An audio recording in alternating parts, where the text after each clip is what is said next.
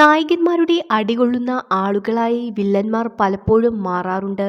എന്നാൽ നായകനോളം അല്ലെങ്കിൽ നായകനേക്കാൾ മുന്നിട്ട് നിൽക്കുന്ന കട്ട വില്ലന്മാരെയും സിനിമകളിൽ കാണാം. അവരുടെ പ്രകടന മികവുകൊണ്ട് നായകനേക്കാൾ വില്ലന്മാരെ ആരാധിക്കുന്ന ആരാധകരും ഉണ്ട്.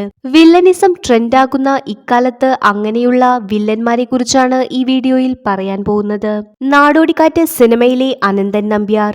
സിനിമയിൽ പ്രധാന നായകന്മാരായി വരുന്നത് മോഹൻലാലും ശ്രീനിവാസനുമാണ്. എന്നാൽ അവരെക്കാൾ നമ്മൾ ഏറ്റവും ഇഷ്ടപ്പെടുന്ന ഒരു വില്ലനാണ് അനന്തൻ നമ്പ്യാർ. ഈ വേഷം ചെയ്തത് അതുല്യ കലാകാരനായ തിലകനാണ്.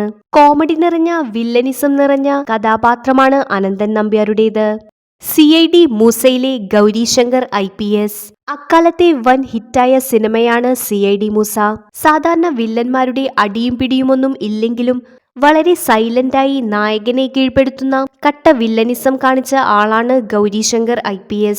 ഈ വേഷം ചെയ്തത് തമിഴ് നടനായ ആശിഷ് വിദ്യാർത്ഥിയാണ്. കുമ്പളങ്ങി നൈറ്റ്സിലെ ഷമ്മി. ഒരു സൈക്കോ വില്ലനിസം നിറഞ്ഞ കഥാപാത്രമാണ് ഷമ്മി.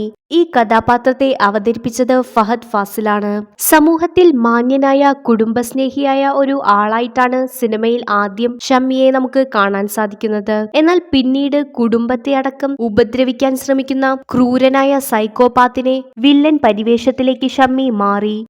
ഇൻ ഹരിഹർ നഗറിലെ ജോൺ ഹോനായ്. ജോൺ ഹോനായ് എന്ന വേഷം ചെയ്ത റിസബാവ ഇന്ന് ജീവിച്ചിരിപ്പില്ല. എന്നാൽ ജോൺ ഹോനായിയെ ഒരിക്കലും മറക്കാൻ കഴിയില്ല. സിനിമയിലെ 4 നായകന്മാരായ മുകേഷിനെയും സിദ്ദിഖിനെയും അശോകനെയും ജഗദീഷിനെയും നൈസായി സൈഡിലാക്കിക്കൊണ്ട് സിനിമയിൽ ജോൺ ഹോനായി നിറഞ്ഞു നിൽക്കുകയായിരുന്നു. അനന്തഭദ്രം സിനിമയിലെ ദിഗംബരൻ. ഒരു ഐക്കോണിക് വില്ലൻ കഥാപാത്രം തന്നെയാണ് ദിഗംബരൻ. ഈ വേഷം അവതരിപ്പിച്ചത് നടൻ മനോജ് KJനാണ്. നടന്റെ കരിയറിൽ തന്നെ ഏറ്റവും മുന്നിട്ട കഥാപാത്രമാണ് ദിഗംബരന്റേത്. നായകൻ ഒന്നുമല്ലാതെ പോയ വില്ലൻ നിറഞ്ഞാടിയ ചിത്രം തന്നെയാണ് ഇത്. അത്രയും ശക്തനായ വില്ലനായിരുന്നു ദിഗംബരൻ. കുഞ്ഞിക്കൂനൻ സിനിമയിലെ വാസുവണ്ണൻ.